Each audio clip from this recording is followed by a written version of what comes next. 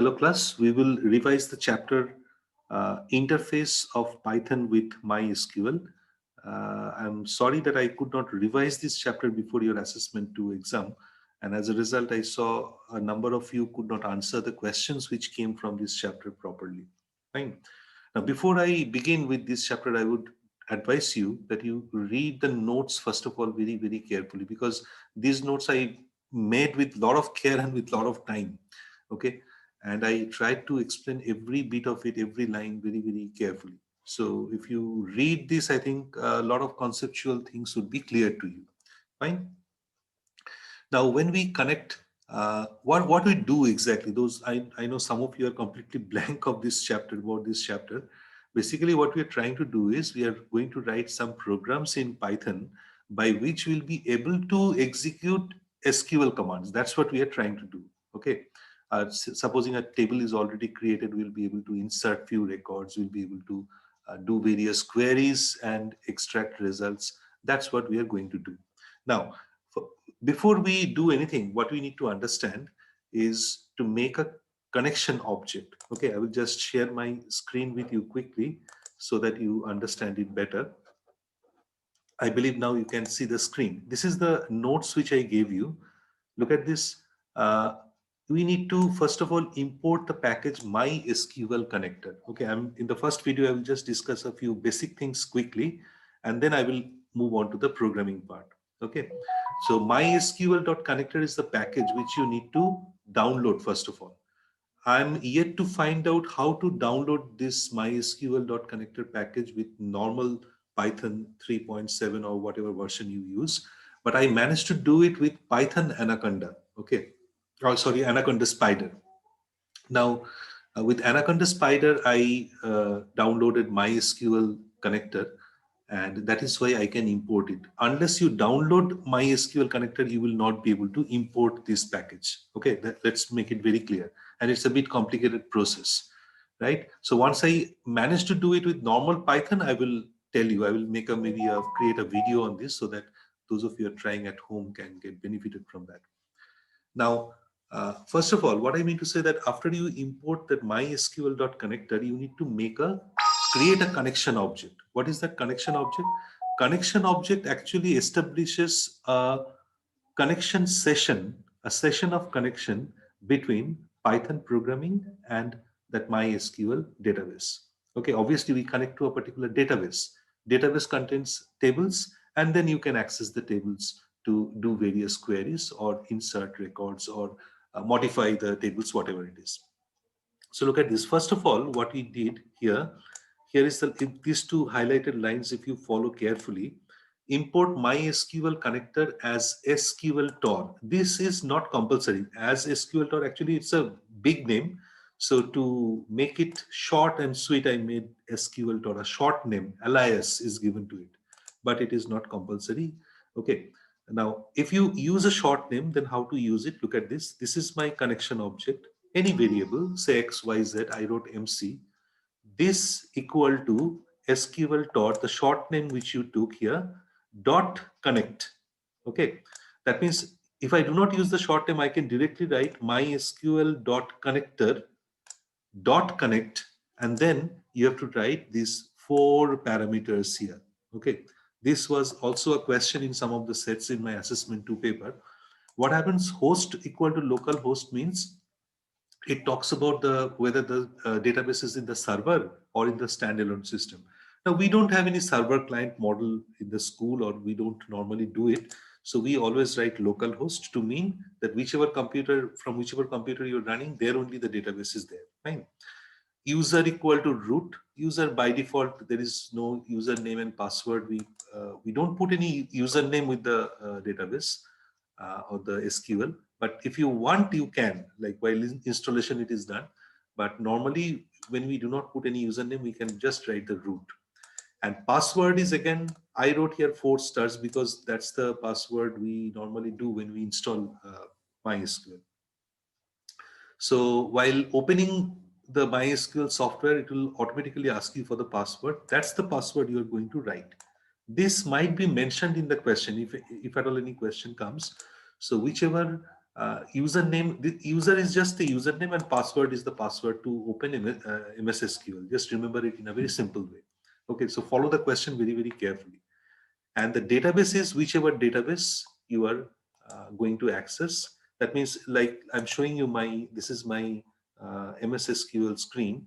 Like you can create a database. For example, you can create a database, then the command is create a database, whatever it is. Okay. And under this, you have to create a table, right? So if you write create database, say I wrote Himalaya, fine. So Himalaya will be a database created. So under this, again, if you create table, then you have to first get into this particular particular database. Like you will write use Himalaya, and then you have to make use of it. So that is how we first create a database. Then under database we create a table, and then we try to connect this table to our Python interface. Okay. Okay.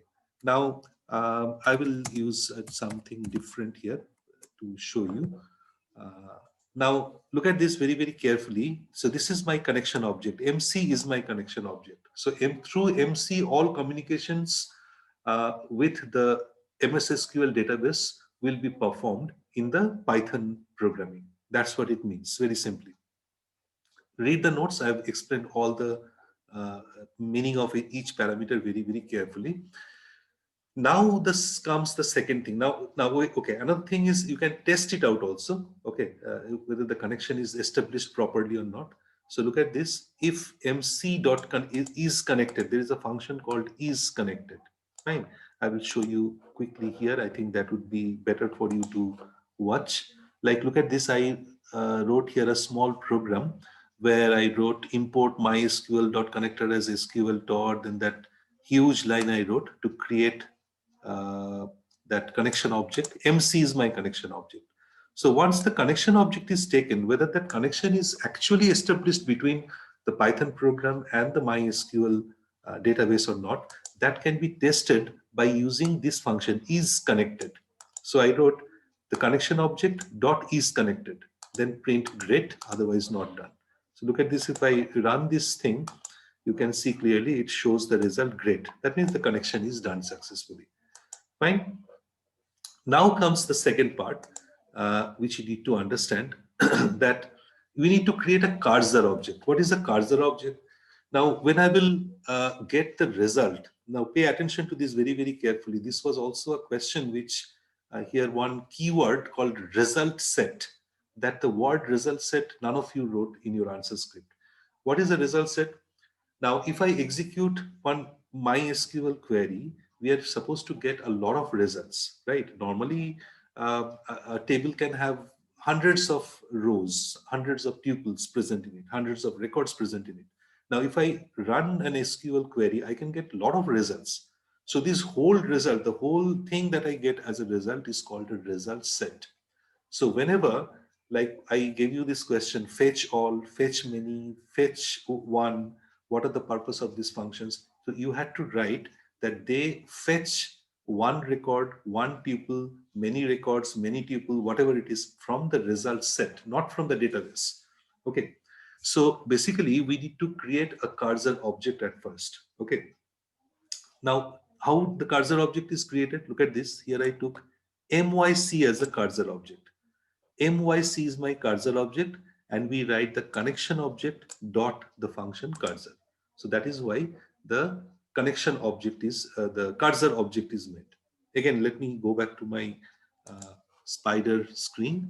There I will show you a simple program to understand it better. Like look at this. There is a function called this is the function. Okay, this is the program. Here again, look at this. I took the connection object MC, which builds up a connection between Python interface and the MySQL software. And then I tested this, okay, tested the connection, though it is not compulsory to do here, but I just tested it. And then I created a cursor object. Look at this. This is my cursor object C. C equal to MC dot cursor. Who is MC? That connection object MC. Okay, dot cursor. So here a connection cursor object C will be created. Okay, so C is related to the connection object now. Now This is the key, c.execute. The moment you write the cursor object.execute, within this function bracket as a parameter, you can write any SQL command. Okay, so I wrote a very simple SQL command, select star from item. Okay, doesn't matter whatever the database is. Now look at this here. If we can just do it, if we look at this, I created a database, and from the database there was a table called item. So look at this. I got all the all the rows, and how the rows came. The rows came, or the records came in the form of a tuple. If you can see that this is the tuple number 1, this is my tuple number 2. All these things came as a list, and in a list every element is a tuple. We can basically execute it in a different way. For example, like look at this, I did c.execute. So basically here, the moment you did c.execute, what will happen? The cursor object c, pay attention to this very, very carefully. C.execute, when you write, the whole result set is supposed to be deposited in the cursor object c. That is the purpose of the cursor object. Now, from this cursor object, the whole result set that I got, when you perform this execute function, you already got the all the records, fine, or the result set. Now here, look at this fetch all. This function is fetching the results from the result set. C is result set. C is not correct. C is the correct cursor object, true. But C, because of this execution of the execute function here, C now has the result set. So when you are writing c.fetchAll, you are trying to access, you're getting to access all the rows which are there in the fetchAll.